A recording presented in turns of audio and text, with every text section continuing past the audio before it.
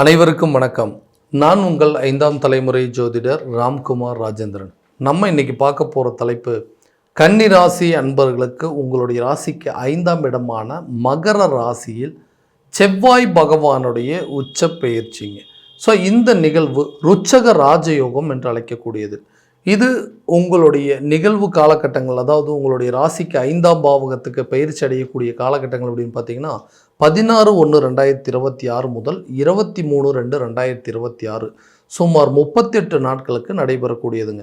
இந்த நிகழ்வு காலகட்டங்களில் இந்த செவ்வாய் பகவானுடைய பெயர்ச்சி கன்னி ராசி அன்பர்களுக்கு எந்த விதமான அற்புதங்கள் மற்றும் மேன்மைகளை கொடுக்க போகுது அப்படிங்கிறத இந்த காணொலியில் தெளிவாகவும் துல்லியமாகவும் பார்க்கலாங்க.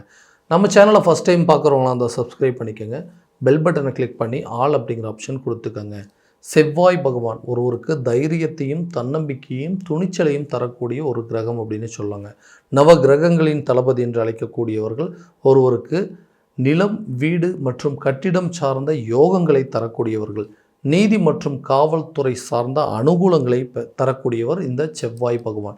ஸோ கன்னிராசி அன்பர்களுக்கு புதன் பகவானை அதிபதியாக கொண்டவர்கள், ஒருவருக்கு அதாவது புத்திக்கு அதிபதி, வித்தைக்கு அதிபதி மற்றும் கல்வி சம்பந்தப்பட்ட அதிபதி என்று அழைக்கக்கூடியவர்கள்.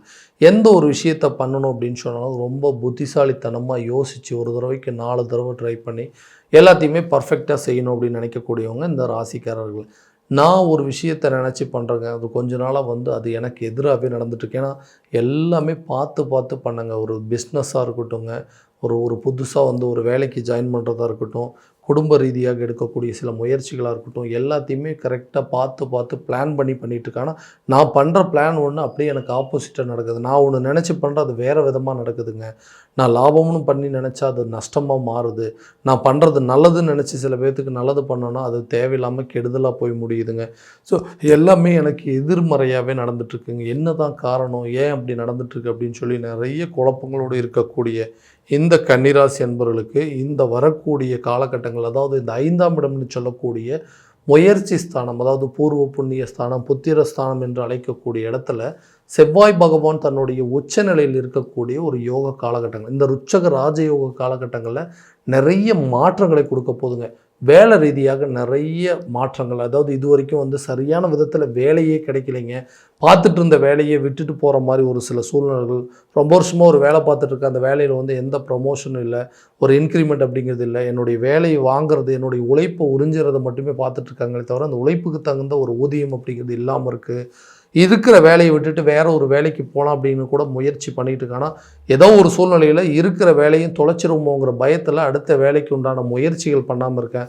இந்த வேலையில் நிறைய ட்ராவலிங் அப்படிங்கிறது இருக்குங்க, நிறைய அலைச்சல்கள் இருக்குது, சரியாக என்னால் தூங்க முடியல, நான் படித்த துறைக்கு சம்மந்தப்பட்ட ஒரு வேலை அப்படிங்கிறது இல்லை, எனக்கு குடும்ப சூழ்நிலைகள் வேறு வழி இல்லாமல் இந்த வேலையை செஞ்சே ஆகணும் அப்படின்னு செஞ்சிட்ருக்கிறேன். இந்த மாதிரி பல இன்னல்களை நிதி தேவைகளுக்காக இந்த வேலையை செஞ்சிட்ருக்கேன்.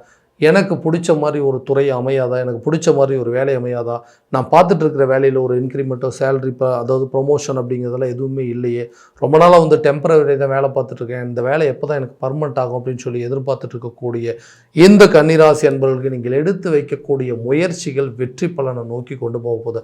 வேலை தேடிட்டு இருக்கக்கூடிய நபர்களுக்கு உங்களை வேலை வாய்ப்பு உங்களை தேடி வருங்க. ரொம்ப நாளைக்கு முன்னாடி நிறைய இன்டர்வியூஸ் அட்டெண்ட் பண்ணியிருப்பாங்க, அந்த இன்டர்வியூஸ் எல்லாம் உங்களுக்கு ஒரு நல்ல ஒரு வாய்ப்பு கொடுக்கக்கூடிய ஒரு தருணமாக இருக்க போது, இழந்த வேலையை மறுபடியும் பெறக்கூடிய ஒரு காலகட்டங்கள், ஒரு வேலையில் இருக்கிறவங்களுக்கு உங்களை ப்ரமோஷன் அப்படிங்கிறது தேடி வரும், உங்களுடைய திறமைக்கு தகுந்த ஊதியம் அப்படிங்கிறதோ உங்கள் திறமைக்கு தகுந்த பதவி உயர்வுகள் அப்படிங்கிறது உங்களை தேடி வரக்கூடிய ஒரு தருணமாக இருக்க போதுங்க. ரொம்ப நாளாக உங்களுடைய ஹார்ட் ஒர்க் என்ன அப்படிங்கிறத தெரிஞ்சுட்டு சும்மா அந்த வேலையை வாங்கிட்டே இருந்திருக்கிறாங்க, எனக்கு ப்ரமோஷன் தரலையேன்னு எதிர்பார்த்தவங்களுக்கு கூடிய விரைவில் ஒரு நல்ல ப்ரமோஷன் அப்படிங்கிறது கிடைக்குங்க. உங்களுக்கு திறமைக்கு தகுந்த சில பொறுப்புகள் உங்களை தேடி வரக்கூடிய ஒரு காலகட்டம் அப்படின்னே சொல்லாங்க. அடுத்ததாக இந்த வேலையிலேருந்து இன்னொரு வேலைக்கு போனோம் அப்படின்னு சொன்னால் அதில் இதை விட நான் வாங்கக்கூடிய சம்பளத்தோட அதிகமாக இருக்கும், எனக்கு பிடிச்ச டிபார்ட்மெண்ட் அப்படிங்கிறது. ஏன்னா சில இடத்துல பிடிக்காத துறையில் பிடிக்காத டிபார்ட்மெண்ட்டில் ஃபோர்ஸ் பண்ணி என்னை வேலை செய்யக்கூடிய அளவுக்கு சில சூழ்நிலைகள் அந்த நிலை மாறுங்க. உங்களுக்கு பிடித்த மாதிரி ஒரு டிபார்ட்மெண்ட்டை உங்களுடைய வேலையை மாற்றி அமைத்து கொள்ளக்கூடிய தன்மைகள் அப்படிங்கிறது இருக்குங்க. கவர்மெண்ட் ஜாப் எக்ஸாமுக்கு எழுதிட்டு ட்ரை பண்ணிகிட்டு இருக்கிறவங்களுக்கு கூட இந்த நேரத்தில் ஒரு அரசு சம்மந்தப்பட்ட வேலை அப்படிங்கிறது கிடைப்பதற்கான வாய்ப்புகள் அப்படிங்கிறது உங்கள் முயற்சிகள் பலனை கொடுக்கக்கூடிய ஒரு தருணம் அப்படின்னே சொல்லலாங்க. தொழில் ரீதியாக இருந்து வந்த தடைகள், ஏன்னா நிறைய பிஸ்னஸ் பண்ணி பார்த்தாச்சுங்க, நான் பார்க்காத பிஸ்னஸே கிடையாது. எல்லாரும் சொல்லுவாங்க, எப்படிங்க எல்லாமே உங்களால் மட்டும் முடியுது, எல்லா துறையிலையும் இறங்கி வந்து சாதனை பண்ணிகிட்டு இருக்கிறீங்க, எல்லா வேலையிலையும் இறங்குறீங்க, எல்லா பிஸ்னஸையும் பண்ணி பார்த்துறீங்க, அதுலேயும் வந்து சக்ஸஸும் பண்ணிடுறீங்க அப்படின்னு சொல்லிட்டு இருந்த காலம் போய், எதுக்குங்க உங்களுக்கு இந்த தேவையில்லாத வேலை, உங்களுக்குலாம் யார் இதை பண்ண சொன்னால், ஏதோ தெரிஞ்ச வேலையை பண்ணுங்கள், தெரியாத வேலையில் இறங்கி எவ்வளோ பெரிய லாஸை வந்து உருவாக்கிட்டீங்க, இதையும் இன்றைக்கி நடத்த முடியாமல் இருக்கீங்கன்னு சொல்லி மற்றவங்க நம்மளை கேவலமாக பேசக்கூடிய ஒரு சூழல் அப்படிங்கிறது இன்றைக்கி ஏற்பட்டுச்சு. ஏன்னா நிறைய பேத்துக்கு அட்வைஸ் பண்ணியிருக்கேன், இந்த காலத்துக்கு தகுந்த மாதிரி இந்த பிஸ்னஸ் பண்ணுங்கள், இதை இப்படி பண்ணுங்கள், இது இந்த பிரான்ச்சை ஓப்பன் பண்ணுங்கள், இந்த இடத்துல பண்ணுங்கன்னு சொல்லி நிறைய பேத்துக்கு அட்வைஸ் கொடுத்து அவங்களுடைய வாழ்க்கை நிலையவே மாற்றின காலம் போய் இன்றைக்கி நமக்கு அட்வைஸ் பண்ணக்கூடிய அளவுக்கு சூழ்நிலைகள் வந்துருச்சு. அந்த நிலை கண்டிப்பாக மாறுங்க. கரெக்டான விதத்தில் அந்த பிஸ்னஸை மறுபடியும் ரீஸ்டார்ட் பண்ணக்கூடிய ஒரு காலகட்டம் அப்படின்னே சொல்லாங்க. இதை மறுபடியும் நீங்கள் வந்து தொடரக்கூடிய ஒரு தருணம் அப்படின்னே சொல்லாங்க. மற்றவங்க மத்தியில் உங்களுக்கு இழந்த அந்தஸ்து, மரியாதை, பேர் புகழை மீட்டெடுக்கக்கூடிய ஒரு காலகட்டங்கள். யாரெல்லாம் உங்களை வந்து ஏளனமாக பேசுனாங்க, அவங்க முன்னாடி மறுபடியும் நீங்கள் அந்த பிஸ்னஸை சக்ஸஸ் பண்ணி காட்டக்கூடிய அளவுக்கு வாய்ப்புகள் அப்படிங்கிறது உருவாகுங்க. அந்த பிஸ்னஸை வந்து மந்த நிலையில் இருந்தது கூட உங்களுக்கு ஒரு லாபகரமான சூழல் அப்படிங்கிறது, அதில் நிறைய மாற்றங்களையும் நிறைய முன்னேற்றத்தை கொண்டு போடுங்க. எதெல்லாம் தேக்க நிலையில் இருந்தோ அதெல்லாம் வந்து நல்ல ஒரு ஆக்டிவான சூழ்நிலை ஏற்படுங்க. நிலுவை பாக்கிகள் அப்படிங்கிறது உங்கள் கைக்கு திரும்ப வருங்க. நஷ்டங்கள் கூட லாபங்களாய் மாறக்கூடிய ஒரு தருணம். முதலீடுகள் அப்படிங்கிறது பல மடங்கு லாபத்தை சம்பாதித்து கொடுக்கக்கூடிய அளவுக்கு சூழல் அப்படிங்கிறது ஏற்படுங்க.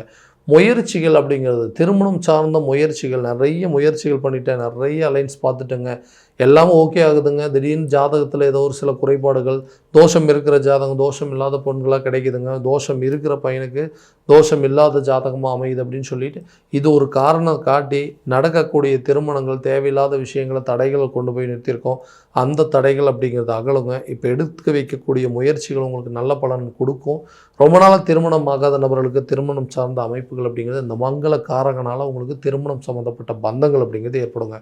லவ் பண்ணிகிட்டு இருக்கிறவங்க, இந்த லவ் அப்படிங்கிறது வந்து வீட்டில் வந்து சொல்லி இதை வந்து அப்ரூவல் வாங்க முடியுமா, எங்களுடைய காதல் சம்மந்தப்பட்ட விஷயத்தை திருமணம் லெவலுக்கு கொண்டு போகணுமான்னு எதிர்பார்த்துட்டு இருக்கிறவங்களுக்கு கண்டிப்பாக காதல் சம்மந்தப்பட்ட விவகாரங்கள் திருமண லெவலுக்கு கொண்டு போகுங்க.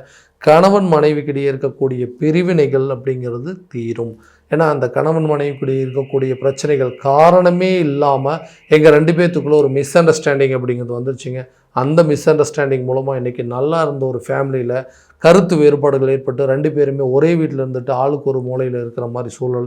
ரெண்டு பேரும் நல்லபடியாக பேசிய ரொம்ப நாள் ஆச்சுங்க. ரெண்டு பேரும் ஒரு நிம்மதியாக மனம் விட்டு பேசக்கூடிய சூழலை அப்படிங்கிறது இல்லாமல் போயிடுச்சுங்க. ஸோ இந்த கணவன் மனைவி ஒற்றுமை அப்படிங்கிறது கண்டிப்பாக மேலோங்குங்க. உங்களுக்குள்ள ஒரு நல்ல அந்யோன்யம் அப்படிங்கிறது ஏற்படுங்க. குழந்தைங்களுடைய தேவைகள், மனைவியோட தேவைகள், கணவனுடைய தேவைகள் எல்லாம் பூர்த்தி செய்யக்கூடிய ஒரு காலகட்டம் அப்படின்னு சொல்லுவாங்க. இது வரைக்கும் உங்கள் குடும்ப சூழலை அப்படிங்கிறது வந்து ரொம்ப மோசமான நிலையில் இருந்தது. யாருமே ஒரு நல்ல நிலையில் இல்லைங்க. தேவையில்லாத கருத்து வேறுபாடுகள் வந்துருச்சு. ஒருத்தருக்கு ஒருத்தர் குறை சொல்கிற மாதிரி சூழல் இருந்தது. அந்த நிலைகள் அப்படிங்கிறது மாறுங்க. பிரிந்த நபர்கள் ஒன்று சேரக்கூடிய ஒரு தருணம். காரணமே இல்லாமல் வந்து நல்ல ஒரு லைஃப் அப்படிங்கிறது இருந்தது. ஏன்னா இன்றைக்கி நான் எதிர்பார்த்து அமைச்சிக்கிட்ட ஒரு வாழ்க்கை அப்படிங்கிறதும், நான் ஆசைப்பட்ட ஒரு வாழ்க்கை அப்படிங்கிறது எனக்கு சரியான விதத்தில் அமையலை. அதுவும் ஒன்று அமைஞ்சுதுங்க. ஓகே, இதை வந்து நல்ல லெவலில் கொண்டு போகணும் அப்படின்னு சொல்லி நிறைய விஷயங்களை விட்டு கொடுத்து, நிறைய விஷயத்தை இழந்து இன்றைக்கி வந்து கரெக்டான விதத்தில் கொண்டு போயிட்டு இருந்தேன். அதுவுமே இன்றைக்கி எனக்கு நிலைக்காமல் போயிடுச்சுங்க. காரணமே இல்லாமல் விட்டு பிரிகிற மாதிரி ஒரு சூழ்நிலை, காரணமே விட்டு விலகிற மாதிரி சில சூழல் அப்படிங்கிறது ஏற்பட்டுச்சு. எதனால் ஏன் இந்த லைஃபுக்குள்ளே வந்தோம் அப்படிங்கிற அளவுக்கு நிறைய மன உளைச்சல்கள் அப்படிங்கிறது ஏற்பட்டுச்சு. அந்த மன உளைச்சல்கள் அப்படிங்கிறது தீருங்க. உங்களுக்குள்ளே இருக்கக்கூடிய பிரச்சனைகளை பேசி தீர்த்துக்கக்கூடிய காலகட்டங்கள் அப்படின்னு சொல்லுவாங்க. வேண்டான்னு சொல்லி விட்டுட்டு போனவங்க கூட உங்களுடைய அருமை தெரிஞ்சு உங்களை வந்து சேரக்கூடிய ஒரு காலகட்டங்கள், விலகி போனவங்க விரும்பி உங்களை வந்து சேரக்கூடிய ஒரு தருணம் அப்படிங்கிறதே இருக்குங்க. ஆசைப்பட்ட ஒரு வாழ்க்கை சரியான விதத்தில் அமையலைங்க. அப்போ இருக்கிற வாழ்க்கையாவது கரெக்டான விதத்தில் அமைச்சிக்கணும் அப்படின்னா அதுலேயும் நிறைய ஸ்ட்ரகிள்ஸ் அப்படிங்கிறது இருந்திருக்கும். அந்த நிலைகள் அப்படிங்கிறது மாறுங்க. எடுத்து வைக்கக்கூடிய ஒவ்வொரு முயற்சிகளும் கண்டிப்பாக நல்ல ஒரு பலன் அப்படிங்கிறது கொடுக்குங்க. புத்திரர் சம்மந்தப்பட்ட அனுகூலங்களை கொடுக்கக்கூடிய ஒரு காலகட்டங்கள்னு சொல்லுவாங்க. ரொம்ப நாள் அந்த குழந்தை பாக்கியம் இல்லாதனால மற்றவங்க மத்தியில், சொந்த பந்தங்கள் மத்தியில் ஒரு நல்ல நிகழ்வுகள், நல்ல ஒரு நிகழ்ச்சிக்கு போக முடியல, நல்ல ஒரு ஃபங்க்ஷன், ஃபேமிலி ஃபங்க்ஷன் அட்டன் பண்ண முடியல, போகிற இடம் வர இடமெல்லாம் ஏதாவது ஒரு குறை சொல்கிற மாதிரி, குத்தி காட்டுற மாதிரி ஒரு நிலைகள் அப்படிங்கிறது ஏற்பட்டுச்சு. ஸோ இந்த புத்திர ஸ்தானம் என்று சொல்லக்கூடிய 5ஆம் இடத்துல செவ்வாய் பகவானுடைய உச்ச நிலைந்து ருச்சக ராஜயோகத்தில் ரொம்ப நாளாக குழந்தை பாக்கியம் இல்லாத தம்பதியினருக்கு குழந்தை பாக்கியம் அப்படிங்கிறது கண்டிப்பாக ஏற்படுங்க. இந்த தடைகள் மருத்துவ ரீதியாக இந்த IVF ட்ரீட்மெண்ட் சம்மந்தப்பட்ட இந்த செயற்கை கருத்தரிப்பு மூலமாக நிறைய விஷயங்கள் முயற்சி பண்ணியிருப்பீங்க. அது ஒரு நல்ல பலனை கொடுக்கக்கூடிய ஒரு தருணம் அப்படின்னே சொல்லாங்க. ஒரு வாரிசு இருக்குங்க, 2வது குழந்தைக்கு உண்டான முயற்சிகள் கூட இந்த காலகட்டங்களில் நல்ல ஒரு பலன் அப்படிங்கிறது அப்படிங்கிறது கொடுக்குங்க.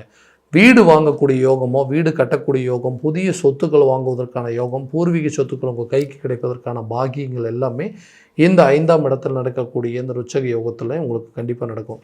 ரொம்ப நாளாக வீடு கட்டக்கூடிய பிளான்கள், அதாவது பூர்வீக சொத்துக்கள் உங்கள் கைக்கு கிடைப்பதற்கான சூழல் எல்லாமே கண்டிப்பாக இருக்குங்க. வம்பு வழக்கு, விலங்குகள் சார்ந்த விஷயங்கள் எல்லாமே உங்களுக்கு சாதகமாக இருக்குங்க. பூர்வீக சொத்துக்கள் இருக்கக்கூடிய விலங்குகள் தீர்ந்து அந்த சொத்துக்கள் உங்கள் கைக்கு வரும்.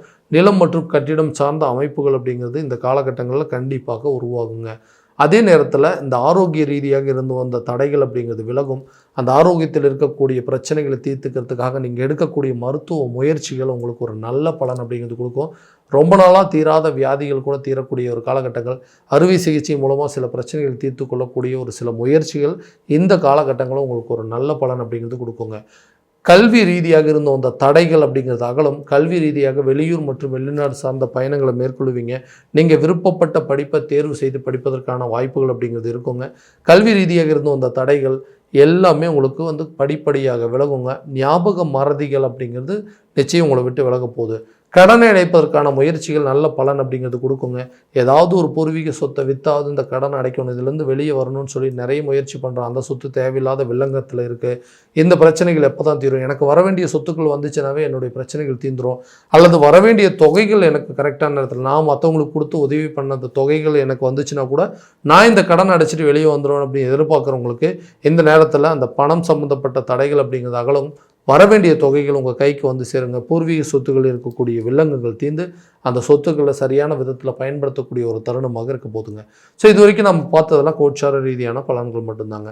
இந்த பலன்கள் அனைத்து உங்களுக்கு நடக்கும்னா உங்களுடைய சுய ஜாதகத்தை முழுமையாக தெரிஞ்சுக்கிட்டு அதற்குண்டானபடி சில முயற்சிகள் எடுக்கும்போது கண்டிப்பாக எல்லா விதமான வெற்றிகள் அப்படிங்கிறது உங்களுக்கு கிடைக்குங்க. உங்களுடைய ஜாதகத்தை எங்கிட்ட பார்க்கணும்னு விருப்பப்பட்டீங்கன்னா கீழே தெரியிற நம்பருக்கு காண்டாக்ட் பண்ணி அப்பாயின்மெண்ட் ஃபிக்ஸ் பண்ணிக்கோங்க. அப்படி இல்லையா உங்களோட ஜாதகத்தை வாட்ஸ்அப் மூலமாக அனுப்பிச்சிங்க அப்படின்னா தெளிவான முறையில் கணிச்சு துல்லியமான பலன்கள் அப்படிங்கிறது உங்களுக்கு தெரியப்படுத்தப்படுங்க.